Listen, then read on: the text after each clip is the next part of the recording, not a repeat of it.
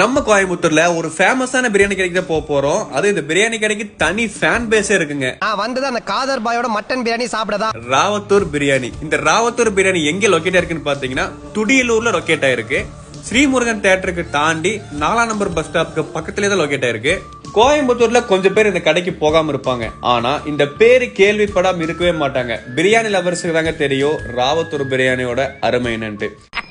எங்க போறீங்க?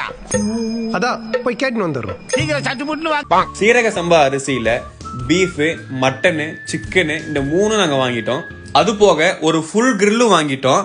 Price budget கிடையாதுங்க, நார்மல் பிரைஸ் தான். ஆனா டேஸ்ட் வேற மாதிரி. மட்டன் பிரியாணில மட்டன் பீஸோட அந்த பக்குவம், பீஃப் பிரியாணில அந்த பீஃபோட softness, chicken biryani leg piece போட்டாங்க. இது எல்லாத்தையும் விட ஸ்பெஷல் கிரில்னு ஒரு கிரில் கொடுத்தாங்க. அது எனக்கு ரொம்பவே பிடிச்சிருந்துச்சு. நீங்களும் ஒன்ஸ் விசிட் பண்ணி பாருங்க. அந்த சைடு போனா டாட்டா பை பை.